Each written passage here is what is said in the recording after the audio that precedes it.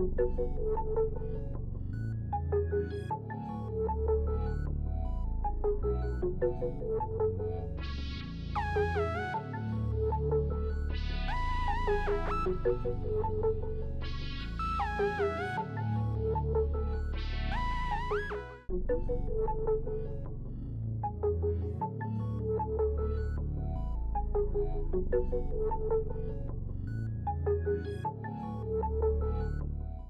name is Israel Matseke Zulu, the one and the only Ghetto Professor. Welcome to the podcast.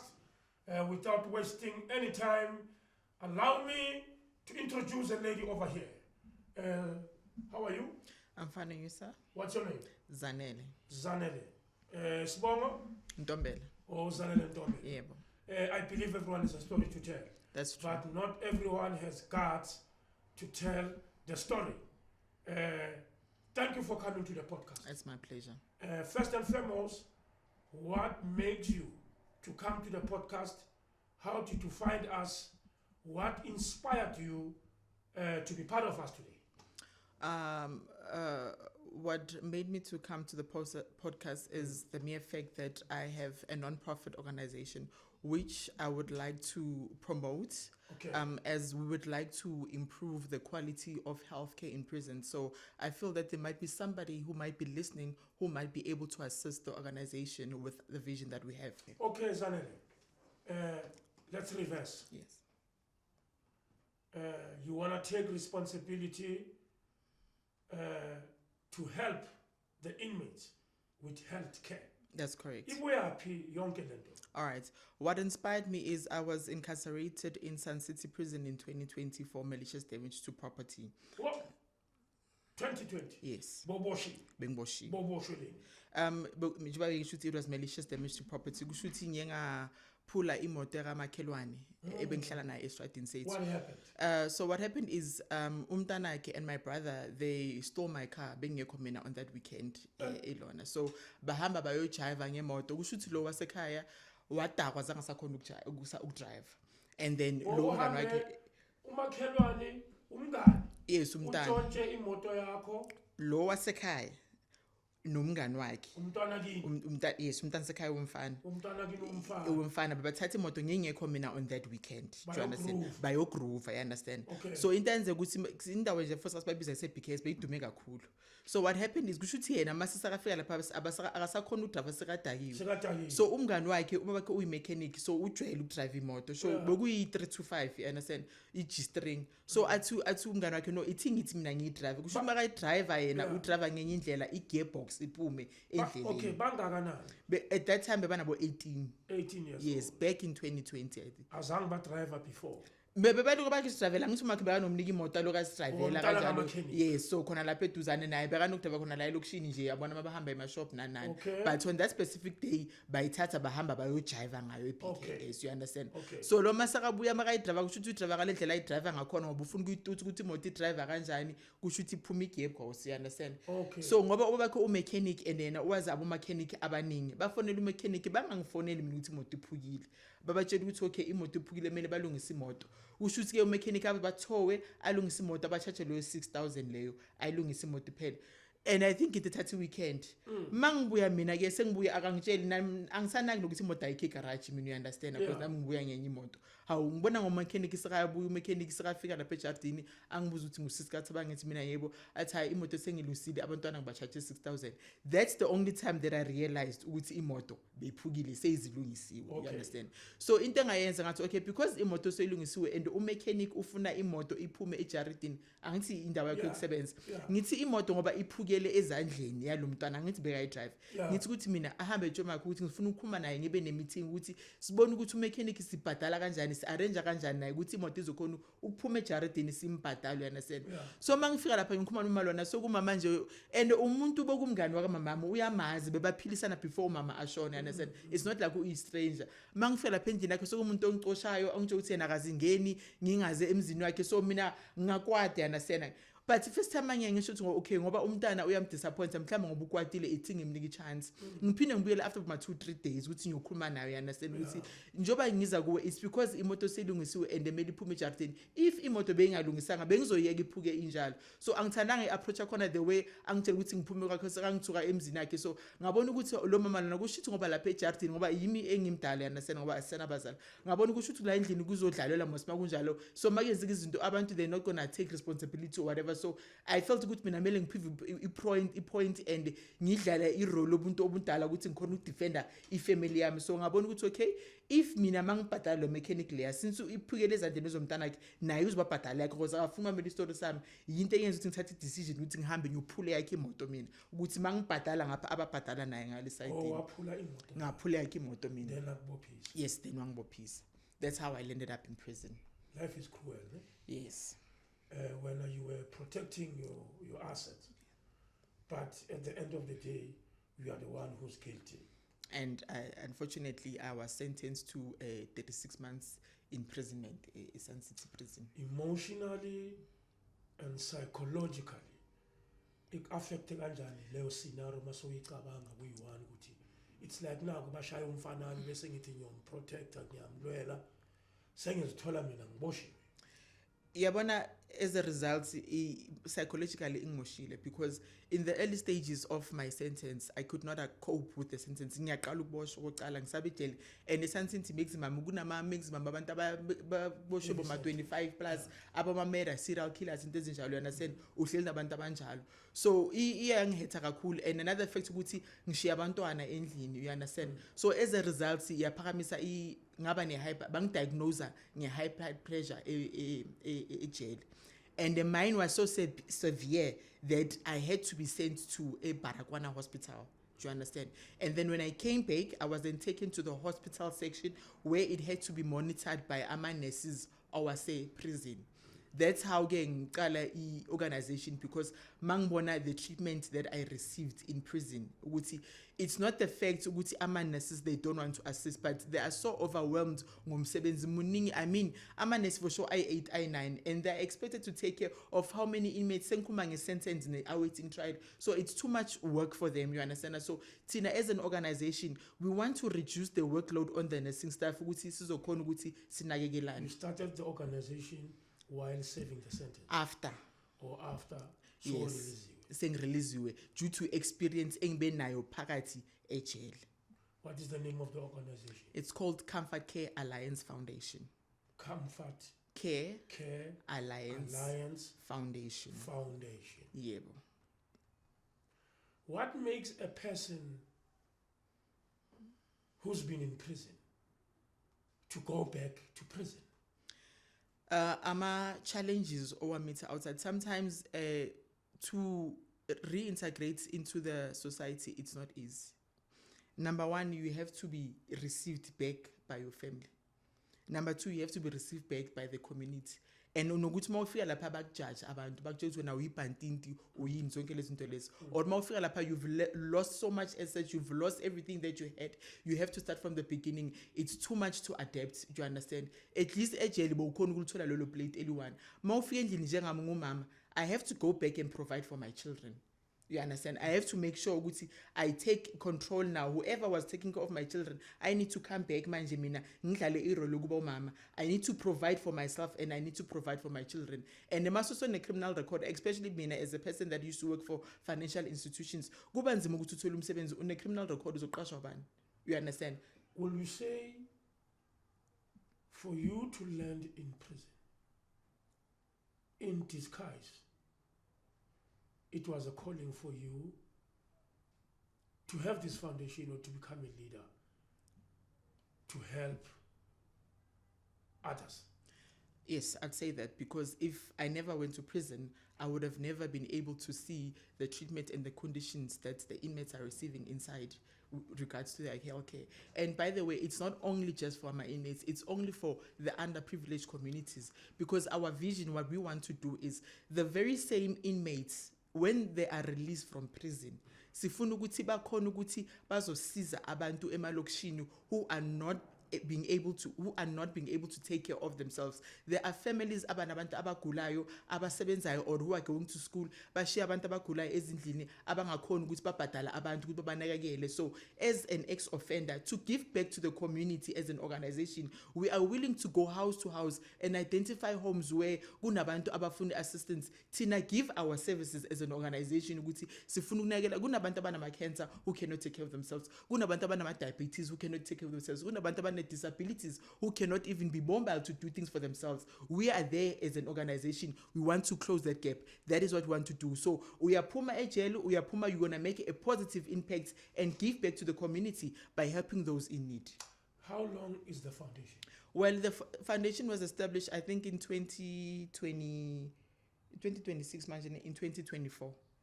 You were in prison 2024? I was released 2023, and then I started the foundation in 2024. Guamanje, it has not been up and running yet because we need, like I say, we need to collaborate in the Department of Correctional Services. Kumbula guti sebenzisa abantu babo ama inmates. So number one, you need access to go inside. Okay, let's pause there. Yes. I want you to say this as a promo out there to the people are watching. Yes. The help that you need, the collabo that you're talking about with the Department of Correctional Services. Yes. Say it loud, say it with confidence. It's your platform. I'm giving you an opportunity now to ask whatever that you want. They are listening. Okay. What we are asking as an organization, we are asking for collaboration with Department of Correctional Service, because at the end of the day, it's their inmates that we need to educate and train in order for them to do the services that is required. So number one, we need access to the prison. Number two, we need Department of Health, because we need facilitators that are going to be training AMA inmates, and they have to be qualified and certified facilitators to train AMA caregivers. Do you understand? We also need AMA stakeholders, whoever is willing to fund the organization, who will be able to pay the facilitators, who will be educating the inmates, and all the other resources, your uniforms and everything that is required, which sends our vision as success. So we need the different stakeholders, more especially DCS, because when you go and you knock at the doors, they'll tell you that they need DCS because it's inmates, it's the people that we are wanting to train is inmates. So we need a DCS more importantly. Where it's your operational? Well, Tina, office right now, Lise Fostoras. Are you from Israel? Yes, from Israel, yes. I think your details will be written on the screen. My crew, my technicians will put your number on the screen where they will find yes. your social media platforms, the Facebooks, the WhatsApps, the details. Is it fine? Yes, I'd appreciate that a lot. Yeah, if we also put your number, is it okay? I'd appreciate that a lot. Yeah, I think they're listening and that is noted. Okay. What is your message to the ladies out there? People believe it's a norm. Prison is for men. Prison is for men. There's a woman like you who's been in prison. It's not usual. What can you say to the ladies out there? Mina, what I'll say is for them to keep strong, because as you know, with us as women, we are the primary caregivers for our children. And as a parent or as a mother, to be sitting behind those walls, not knowing what your child is eating, not being able to bath your child and prepare your child to go to school, that can be heartbreaking, and it can cause psychological trauma. Do you understand? Because so what I'll say is I'll just ask them to keep strong and know that and they must just keep strong, because it's really tough there inside.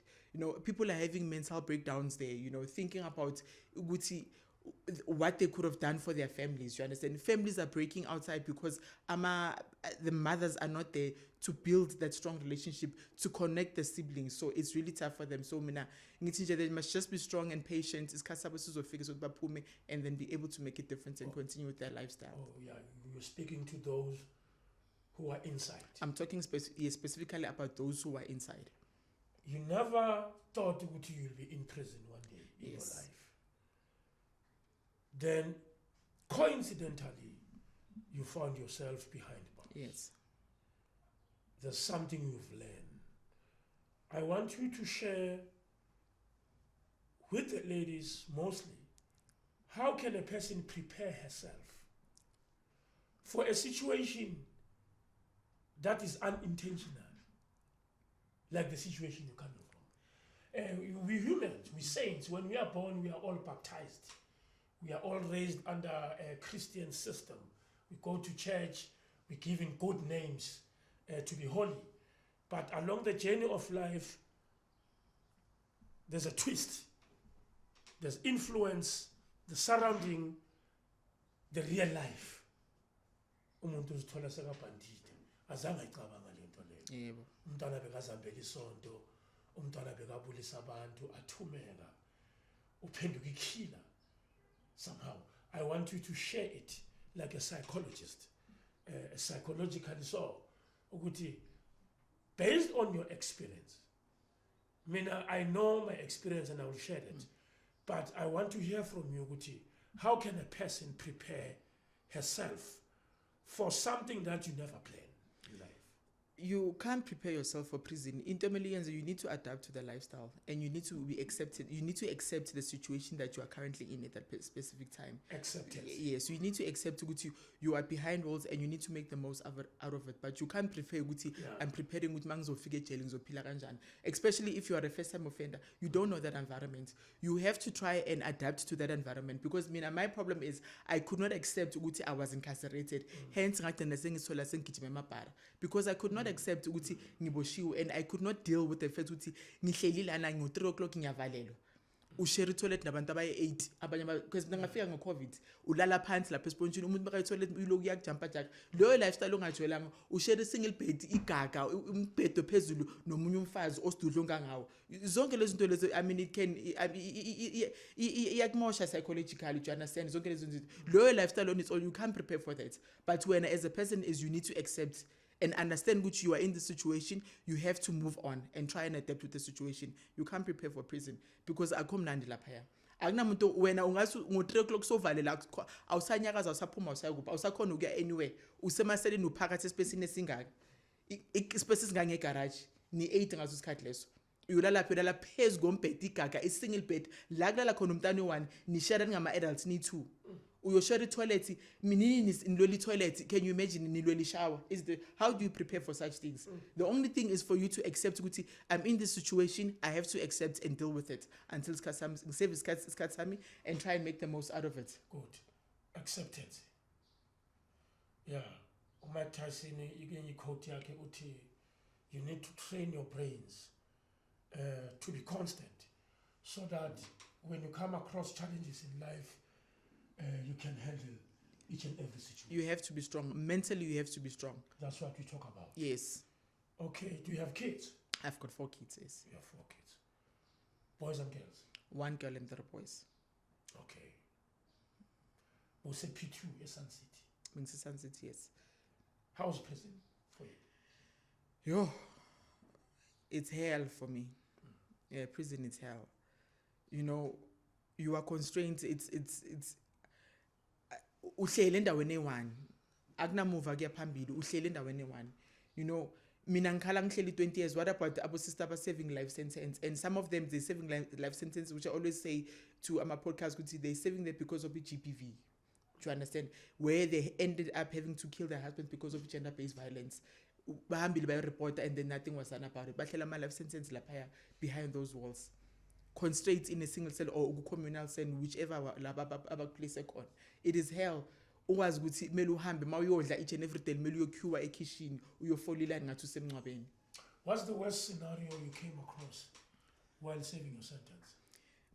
Mine, to be honest, was when I was ill. Do you understand? Okay. Yeah, bengula ngitshela ukuthi it came to a point ukuthi the way my blood pressure was so severe, like it came to a point I almost collapsed. But my blood pressure abo sister but you are lucky awufentanga.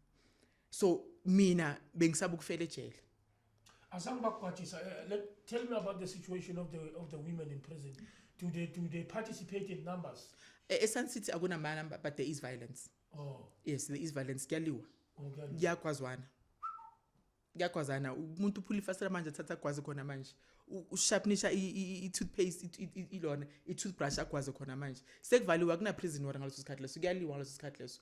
Uzolamlela ubani? Okay, sizanele. Yebo. Angizwile story sakho. Yebo. In this present moment, I would like you to share your experience. Give us a picture of prison from the entrance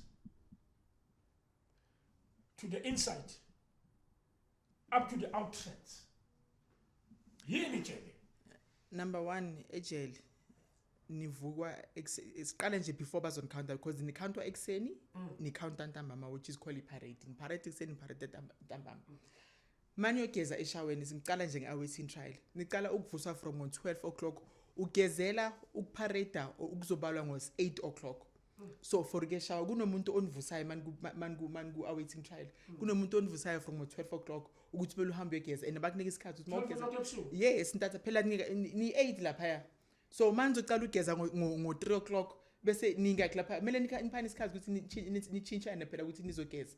So bayakutshela ukuthi mawungena eshaweni either 5 or 10 minutes ungena eshaweni uyageza uyaphuma uyogcoka kungena omunye eshaweni 5 o'clock ishawa seyawashwa akusena umuntu ongena eshaweni ke lapho sekuya prepare ukuthi manje senafaka uniform nizomela ukuthi nihambe nobala ngaba ama 8 o'clock mabaqeda kunibala ngo 8 o'clock senzohlala nibile emaselini nizohamba nodla breakfast niyofola ngaso isikhathi leso mawufola abantu bamphekela umdoko or kuba itiye mawuphethe itiye umshukela bayakutshela ukuthi either sikufayela ushukela omdekweni or sikufayela ushukela etiyela you can't have both. No. So mawufuna umdoko onoshukela kusho ukuthi uzophuza itiye ngana shukela okwakho lokho uzobona ukuthi kanjani mangabe awunabhesuku kusho ukuthi ulimele usenkingeni manicedile niyabuyela futhi phakathi masini manicede ukudla nizohamba nodla ilunch niyofola futhi nakhona manicede ukudla nibuyele emaselini futhi bese bazonivala ngoma 3 o'clock ngo3 sokuyisikhiya lapha seniyakhiyelwa so uyisikhathi ukuthi sokuyisikhathi solala ukuthi wenzani from there it's your own problem uqabanga inkinga zakho or wenzani kwakho lokho embedeni lapha ngikutshela ukuthi i-single bed a single bed la kulala khona umntana omncane and le single bed ile yaphansi neyaphezulu ngithi ngingakamna bazongifana nesinye isidudla so share i-single bed kushuthi mangileli so mina ubuso bami umbhekele inyawo zakho usibheke ubusweni bami silala sibheke so elami khana le inyawo zami sebusweni bakhe inyawo zakho sebusweni bami nilala kanjalo nje impilo enizoyiphila leyo manje yenza washing nina two sinks one sink yogeza izitsha one sink yogenza washing iuniform yendlu ukuthi nigcwele amabhijama nina etoilet A1 enisherayo makugcwele ungcono mawusashera umbhedo phezulu kunesponge abazokunika zona esincane esiflat esingako ulala phansi and makugcwele kakhulu kusho ukuthi mabe mina nilala nizendela nasekitchen so mawufuna ukuya toilet uthi kumele undlule umuntu lapha ephathisini ukuze uye toilet uloku jumpana namakhanda abantu wenza kanje uze uyofika etoilet ngapha kubunyama ngaleso sikhathi leso ngo10 o'clock sokuyi lights down akusana umuntu okhulumayo amaletha aqenyiwe kuyathula awusakhuluma awusathini mangabe ufuna ukukhuluma so uyozusevele kusasa khona mase sekuvukwa ngeparade yalalwa do or die awusakubona awukhulumi noma ungaphathwa uzobona ukuthi wenza kanjani awukhulumi namuntu kuphela akusena umuntu okhulumayo ngo10 o'clock can you imagine emnye umuntu omdala uyatshela ngo10 awusakhona ukukhuluma ukhoni awuquli awuthini uphelele nje kanjalo uyozokuvuka kube kusasa kunzima ejele it's very difficult ejele angifuni ukutshela manga sometimes unoshoda ngetoilet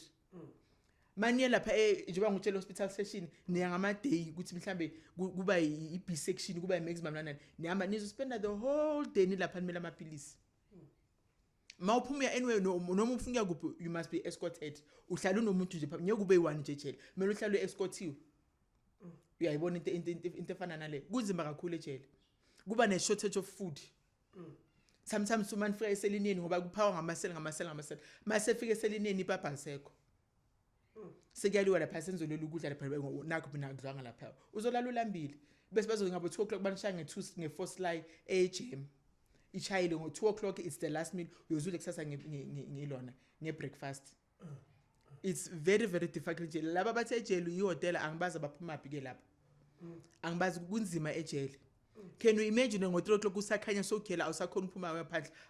Awuboni ilanga, uyazi masojela ujabulela ukuphuma ngaphandle ume ebutshanini ubone ilanga because niloko nibhekene nisebabondeni. Manje uneke washing bayibiza ibhene plus kulani phuma nineke washing khona bese banika loyo hour leyo at least mhlambe once a week ukuthi niyohlala lapha ngaphandle nithola ilanga once 1 hour ukuthi uhlale ngaphandle fanele ukuthi uhlele ebutshanini bese nivele mase. Can you imagine? Ujabulela ukubona imoto endlula lapha estradeni irobot imoto ngoba awushwelanga lezo zinto lezo. It's very very difficult. Can you imagine ulala espontini phansi esingakana abafazi abangakho ushare toilet e1. Nilwela ungene etoilet. Nilwela ungene shower niyashayana. Ungene shower. For the queue niyafihlana uyangifohla wena yimi ngimela niyashana for ukudla. Uyayibona ukuthi siphila njengezinja phakathi lapha ejele. Singabomba ngaleso sikhathi leso. Abanye abafazi babantu. It is very difficult ukuphila lapha ejele angifuni ukutshela manga. It's not child's play. Yeah, no. Mina ebengidinga kakhulu is the fact ukuthi kumele sicounte day in day out twice.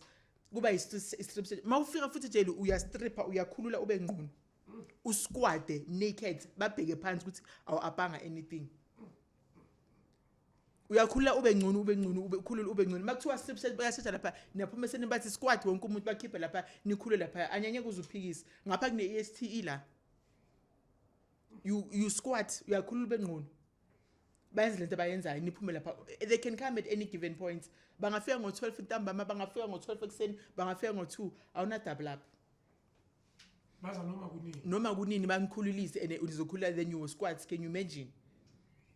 Low degradation nje lo ingaka nje ukuthi umuntu ozodegrade azokhululisa azothi squat. Ama-prison water or female. Ama-prison water ama-female, yes. Let me play the advocate for the Department of Correctional Services. The help that you need from the Department of Correctional Services. Have you thought ukuthi bangathi kuwe, how will we support you? Ukuthi usize iboshwa ngoba labantu bacommit ama-crime. They must serve their punishment. Health, everybody deserves a dignity of health. Okay. Regardless of situation, regardless whether you are in prison or not. Yeah. Yes. Health ayikokuthi uboshiwe or awuboshwanga. Everybody deserves the best health that they can get. Ukuthi uboshiwe or awuboshwanga. Ngihlale ngisho ukuthi there are murderers outside who are not arrested, who are not incarcerated. Nabo babagula bakhona bahamba emaclinic bathola usizo. Kunabantu ababulela ngaphandle mara bangaboshwanga. Mabagula bakhona baye ba-clinic angithi laba babolile abanye babulele bakuthi sebaboshiwe bona ba-found guilty bababosha. So everybody deserves the best quality of healthcare regardless ukuthi ukuphi. Even nama-illegal immigrants mawagula ayanakekela. So why not ukuthi abantu abasejele bona mele ba-excluded because they've committed crimes. And another thing, there are people who are there who are wrongfully accused. Abahleli lapha. Yes, exactly, abahleli lapha yana. There are people abafana nami esingele ama-petty crime. I mean ukuphula ama-faster emoto. You mean ukuthi for me doing that you have to deny me healthcare access? Do you understand it esifana naleso? So asingaboni isayidini eliwani nje kuphela. There are women, mina ngikhuluma because mina was incarcerated female section, who are there because of gender-based violence. They were treated badly, they were abused all their lives. It came to a point which they couldn't, and the last resort was to commit murder. Bahlezi lapha emabondeni. So what about them? E-healthcare, I discriminate, is for everybody. Ayikho ukuthi wenzeni, is for everybody. So you can't ukuthi ngoba baboshiwe babulele bagwazile bayenzeni they should be denied e-healthcare. No, it's not. Even the World Health Organization is actually healthcare, it's for everybody. It must be accessible to everyone regardless of your background or your circumstance.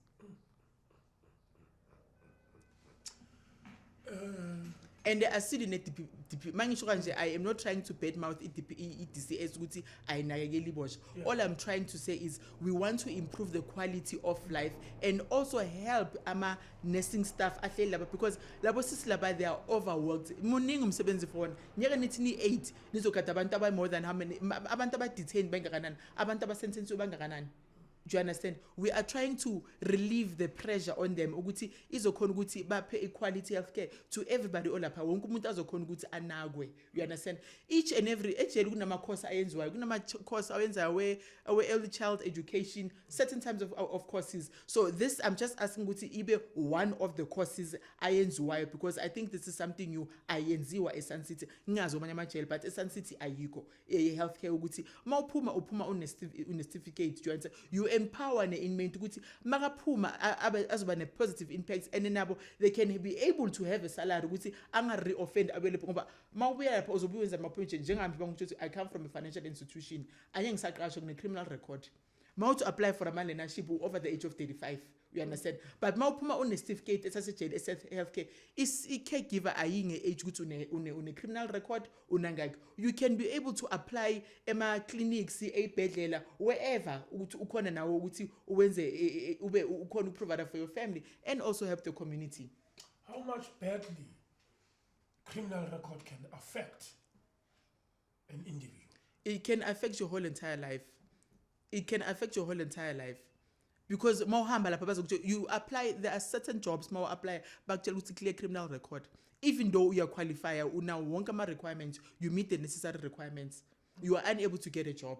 We are going stigma and it counts against us tinabantu as puma jail. You understand? Then people are then gonna go back to crime because how are you then gonna make a living if you're not gonna be able to be employed? Or employable, how are you going to make a living? Senze ukukhumela ukuthi mhlambe laba benza ama shoplifting abantu accessmos noma ngifuna umsebenzi angisakhona kule field benguya angiqhubeka ngihambe ngiyotshontsha ngizokhona ukuthi ngifeed abantu abasendlini. You end up going back to prison, re-offending. The criminal record. Ngindaba criminal record because yilapho ozokhona ukuthi uphande khona uzothola futhi umsebenzi because amunye noma ufuna ukuzamela umsebenzi mina there was a person ebekathi ufuna ukuzamela somewhere I can't name the company bebefika lapho bathi sambona which ama requirements but une criminal record anye sikhona kumthatha uyahlala uba ne stress usuku ungasazi ukuthi wenze nge life yakho you end up becoming a useless person uhlezi nje ayikho into yenzayo endlini you understand ukuthi lapho uba depressed. When you come out from prison, I believe there was a stigma. You are an ex-con, we smosh, we bandit. Yes, bandit. How do you overcome the stigma? Mina yazi bhuti wami mina yangilimaza kakhulu because sometimes bengenza ukuthi ngibe violent and as a result mina I had to be taken to a psychiatric hospital because I could not handle all these pressures. You understand? When you keep things in sometimes uzama ukuthi ungayenzi izinto abazothi lento yibantinti but the more you keep things inside the more idla wena. You understand? So maso so lash out at people and become violent and something mina phela it came to a point where I could not take it anymore. You understand? Your family even abantu where you trusted usase right ushela ukuthi bazobakhona they end up turning their backs against you. You understand njalo? Mina I ended up in a mental institution. So family yakho, how did they receive you after this scenario? Yes, the cousins, close people to you. There was a specific cousin mina who was there Marana. She had limited resources. Do you understand? But in the beginning, if family begabantu they did not really care. Do you understand? Uzohlezi uyibhantinti. You understand? The people they act like they care more phakathi bazokenzela bazo ama phone call masosophuma they don't care about you. You understand? Abanye babsuka bakumoshe from phakathi. You understand? Abanye vele bebekubangakuvisit from the word go. You understand? So mawuphuma as an ex-offender, mele wazi ukuthi one and you have to start and rebuild from the beginning from scratch. You have to be mentally strong. You have to be. Because if not uzofana nami ugcine so uhamba kuma psychiatric hospitals uhamba ama psychiatrists ukuthi bazokhona ukuthi bakubalance ngoba awukho right awukho stable. When you are an adult or when you are a mother and you are unable to take care of yourself and your children ayikho into ebuhlungu efana njengaleyo. What's your message to the teenagers out there? We look at the world today, there's too much teenage pregnancy. I see a lot of girls, a crystal meth. And the pretty girls. They are targeted by this drug, the crystal meth, nyaope, yababona, umntwana udlula ngamaplastiki, uphela ngamaplastiki ayifaka ijezi sesengazi ukuthi hayi olapho. What's your message? You sound like a leader to me. You are a good candidate of the country who can bring change. So your message to the youth. Mina youth is they need to make responsible decisions. Yeah.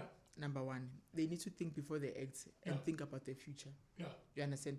Ungayenzi into kusasa ozoyisola ngayo and then you're gonna want to blame other people for your own faults. Do you understand in life? So you need to make sure ukuthi wena uba responsible, you make responsible actions. Ukuthi kusasa you know ukuthi you don't have to blame anyone for whatever happened because of your own actions. Let's make responsible actions, responsible decisions, wise decisions.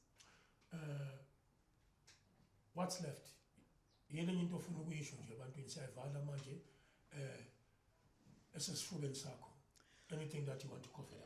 Ukuthi mina ngicela singabantu singajajani ukuthi umuntu uphume ejele ungamjudge because lo muntu uphume ejele because lo muntu loyo angaphuma ejele ayenza impact or a big difference kunawe nomuntu lokuhlezi lapha ungakhazi ungene ejele phakathi. Do you understand? And awazi ukuthi yini ama circumstances amenza ukuthi afike lapha ya.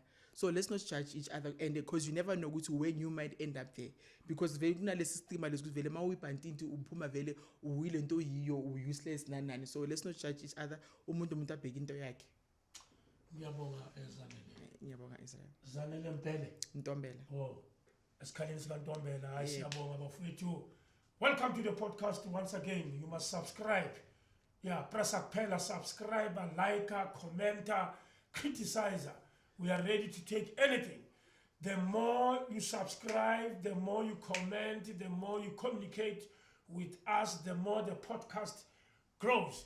Thank you very much. For the past year, we've achieved more than 1 million viewers. Thank you very much. Thank you to the crew. Thank you to Charles. Thanks to Tomisani. Thanks to everyone who has supported this podcast from the beginning. Last Alekola Siabonga Bafetu.